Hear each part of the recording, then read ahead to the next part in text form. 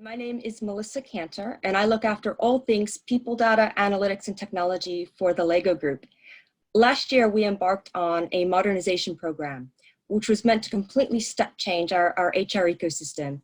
And it was built around four main pillars: around productivity, agility, influence, which is kind of the next step beyond analytics by design, and employee experience. And we're super excited to move this forward. Last year, as part of this initiative, we launched Visier People Analytics.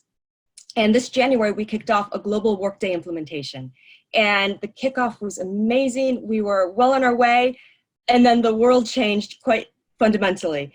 And obviously that impacted our journey and our ability to deliver. And we had to sit there and think about, what does this mean for our transformation program? What does this mean? How can we respond?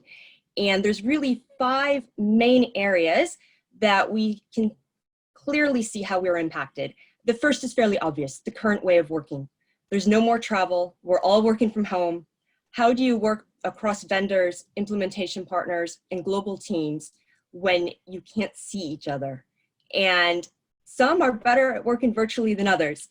And if you think about workshops, daily stand-ups, big team meetings, whiteboarding out potential integration strategies, none of this we were able to do. We had to find a way to do it all virtually. And I'm glad to say we were able to do some myth busting as well. When we started, we thought we'd probably take a productivity hit. And really, we didn't. I think we found creative ways to do things virtually. I think, yes, maybe workshops done virtually, you'd go at a bit of a slower pace. You don't have all-day workshops, and maybe that takes a bit longer.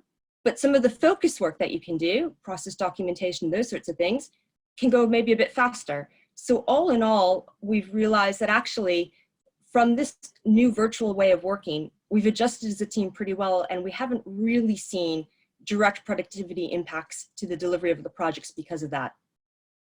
However, we did see some productivity hits related to kind of the second area we needed to contend with, and that was massive capacity constraints across HR and our shared service. All of a sudden, a lot of the people working on the project, providing input and guidance, are now on the front line of our response to COVID.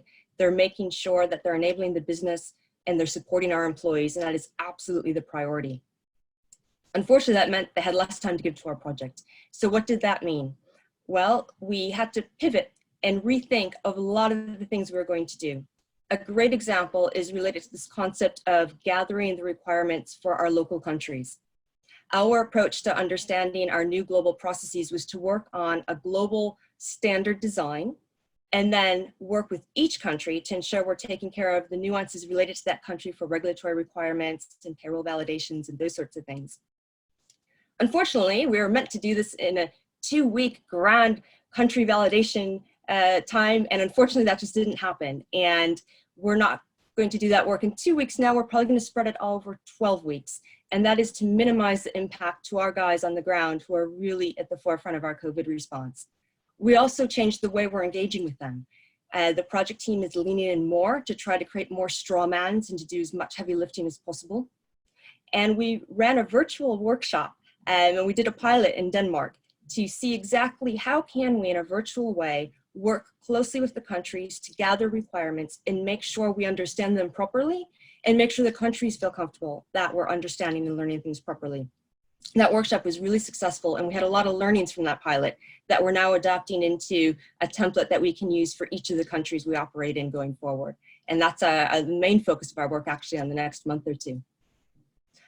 Another area we had to contend with was reprioritization across the business and within the project and within the functions working on the project.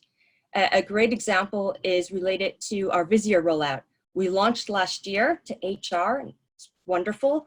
Our goal this year was to embed it within HR and really ensure our HR user base is adopting Visier and using it as much as possible. We're also planning to roll it out to people leaders globally this year.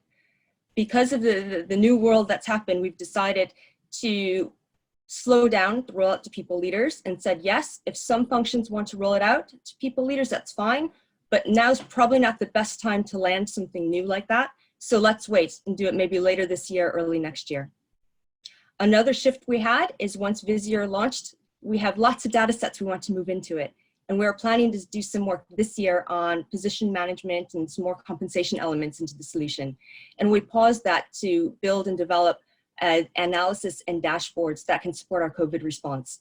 So Visier already pulls data in from the World Health Organization that we were able to marry with our employee data and contact tracing that our shared service does. And we're able to present dashboards to our crisis management team to help them with their response.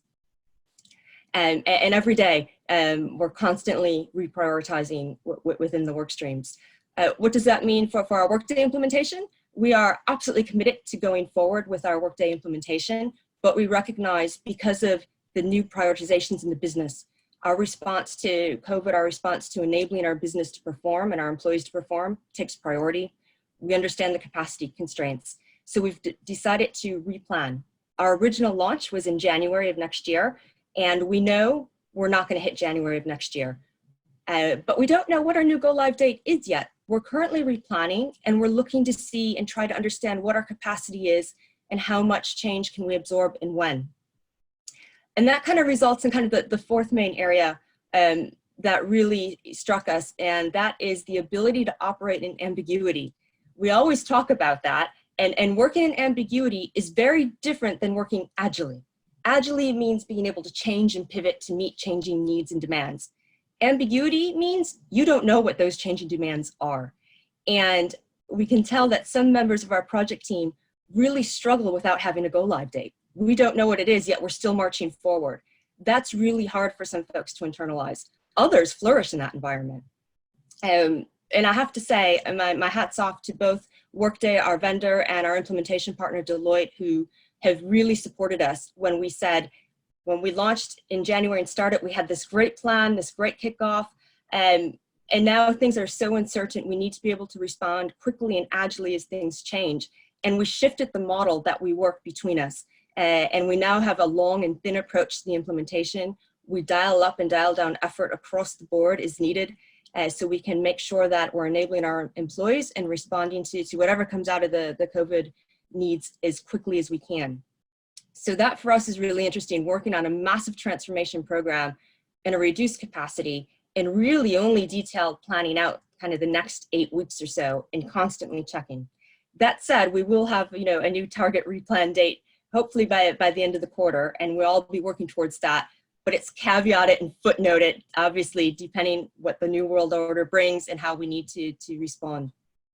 And I think that the fifth main area we had to contend with was doubt that we could continue. When everything happened and all of our HR folks are being pulled in lots of different directions, we can't travel, we have to work from home. For a lot of folks, that was, wow, how on earth can you actually deliver a traditional project when you have consultants flying in every week, you're having big team workshops with 30 people around the table? It's not possible. And we said, actually, thankfully, Lego has a fairly flexible culture already. Many of our employees are quite comfortable working from home, and our consultants are generally quite comfortable working from home. That said, could we still achieve everything we were planning to achieve? And again, I thank everyone in Lego and our partners for having strong partnerships that enabled us to work really flexibly and agilely to pivot to make sure we can work as effectively as possible. And we're able to prove that we can deliver. And actually our first prototype was ready and launched this month. And I'm super proud of that achievement because a lot of folks didn't think we could get there. And it's not perfect. It's maybe not what we meant it to be, but it is a great step forward. And the bits that are not in there, obviously, is the localizations for the countries, because that's going to take some time. And we're really trying to buffer our country colleagues as much as we can from the impacts of project until they have a bit more bandwidth. I think that's a bit of a summary about the things that we've been contending with on our modernization journey. We're absolutely loving the craziness of it, and I'm looking forward to seeing what the future brings. Thank you very much, and I'm very happy to hand over to Diane.